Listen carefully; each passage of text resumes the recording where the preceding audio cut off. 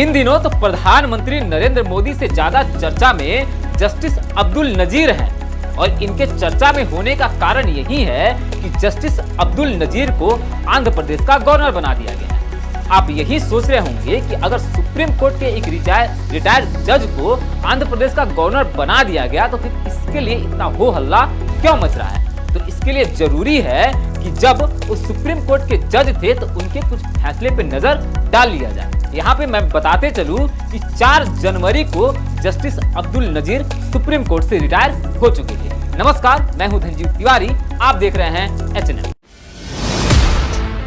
4 जनवरी 2023 को जस्टिस अब्दुल नजीर जब रिटायर हुए उसके लगभग 1 महीने के बाद उन्हें आंध्र प्रदेश का गवर्नर बना दिया गया और जब से उन्हें गवर्नर बनाया गया उसी वक्त से जो भी हिंदू विरोधी लोग हैं, सरकार विरोधी लोग हैं और भारत विरोधी लोग हैं, ऐसा लग रहा है कि उनके सीने पे अब सांप लौटने लगा है। तो इसके पीछे बात यही है कि आखिर ऐसा क्या रहा सुप्रीम कोर्ट के अंदर कि इस तरह के लोग जो हैं जस्टिस अब्दुल नजीर के विरोधी बन गए हैं।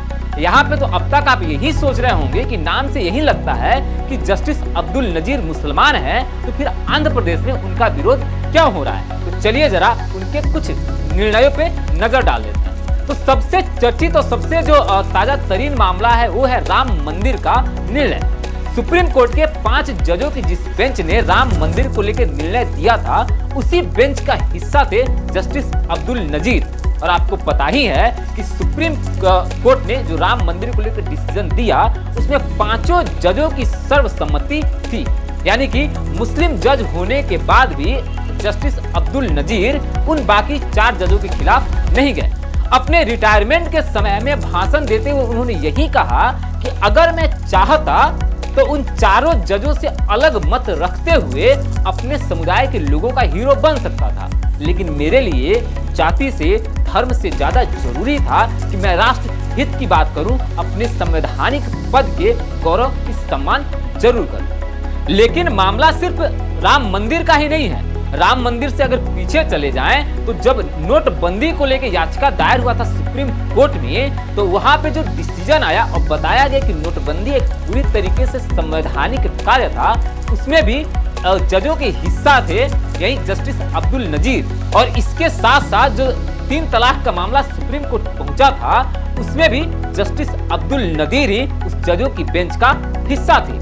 बस इसी के बाद से जो भी देश विरोधी लोग हैं, जो भी प्रोपेगेंडा फैलाने वाले लोग हैं, उनको लेकर उनके दिमाग में बस यही बातें चल रही हैं कि मुस्लिम जज होने के बाद भी आखिर वो मुसलमानों का साथ क्यों नहीं दे रहे हैं। जस्टिस अब्दुल नजीर आखिर संविधान को ताक पे रखकर क्यों नहीं अपने धर्म और अपने समुदाय के लोगों के साथ नजर आ रहे हैं। अब जब से आंध्र प्रदेश का गवर्नर बनाया गया है जस्टिस अब्दुल नजीर को, उसी के बाद से कांग्रेस ने सरकार पे और जस्टिस अब्दुल नजीर पे हमला बोलना शुरू कर दिया है। यहाँ पे दुहाई संविधान की दी जा रही है और कही ये जा रही है कि जिस तरीके से एक जज को, सुप्रीम कोर्ट के जज को यहाँ पे गवर्नर बनाया गया है, इससे न्यायपालिका जो है वो प्रभावित हो सकती है। लेकिन यहाँ पे अब इन लोगों को कौन समझाए कि जस्टिस अब्दुल नजीर रिटायर हो गए हैं और अब वो न्यायपालिका का हिस्सा नहीं है। लेकिन मामला है कि क्या ऐसा पहली बार हुआ है कि जब किसी सुप्रीम कोर्ट के जज को गवर्नर बनाया गया, या इससे पहले भी हो चुका है? अगर इससे पहले हो चुका है तो क्या कांग्रेस ने भी ऐसा किया है कि सिर्फ जो एंटी कांग्रेस की सरकारें रही हैं देश में उन लोगों ने ही ऐसा किया? चलिए जरूरी है कि इस पे नजर डाल दिया जाए। अब नजर डाला जाए तो सबसे पहले अहम हो जाता है कि हमें चलना चाहिए 1951 में। देश के पहले प्रधानमंत्री पंडित जवाहरलाल नेहरू ने सुप्रीम कोर्ट के एक जज जस्टिस फजल अली को 1952 में उड़ीसा के गवर्नर बना दिए थे। जस्टिस फजल अली 1951 में अपने पद से रिटायर हुए और उसके बाद 1952 में उन्हें उड़ीसा का गवर्नर बना दिया गया था। मुझे लगता है कि जो कांग्रेस हो हल्ला मचा रही है उसको कहीं ना कहीं पहले अपने बारे में, अपने इतिहास पे एक बार जाकर जरूर देखना चाहिए और समझना चाहिए कि उन लोगों ने इतिहास में क्या किया है। लेकिन मामला सिर्फ ये 1951 का ही नहीं है। आप एक बार अगर 1992 पे भी नजर डालें, जब देश में नरसिम्हा राव की सरकार थी, 1992 में जब नरसिम्हा राव की सरकार थी उस वक्त भी जस्टिस फातिमा बीबी को राष्ट्रीय मानवाधिकार आयोग का सदस्य बनाया गया था। 1992 में जस्टिस फातिमा बीबी रिटायर हुई और उसके बाद 1993 में उन्हें राष्ट्रीय मानवाधिकार का सदस्य बनाया गया, जहां पे 1993 से 1997 तक अपने पद पे आसीन रही। जब 1997 में उन्हें पद से हटाया गया, उसके बाद जो है उन्हें तुरंत तमिलनाडु का गवर्नर बना दिया गया, जहां पे 2003 तक अपने पद पे आसीन रही थी। अब सवाल यही है कि अगर कांग्रेस ये 2 बार इस तरह की काम कर चुकी थी, तो ये भारतीय जनता पार्टी पे सवाल क्यों उठाया जाए। लेकिन फातिमा बीबी चर्चा में कुछ ज्यादा ही रही, इसके पीछे कारण भी अलग। जस्टिस फातिमा बीबी चर्चा में एक और वजह से बहुत ज्यादा रही। बात दरअसल यह है कि जस्टिस फातिमा बीबी केरल हाई कोर्ट से रिटायर होने के बाद उन्हें सुप्रीम कोर्ट का जज बनाया गया, और जज बनाने के पीछे कारण यही था कि कांग्रेस चाहती थी कि मुस्लिम वोट बैंक की तुष्टीकरण की राजनीति करे।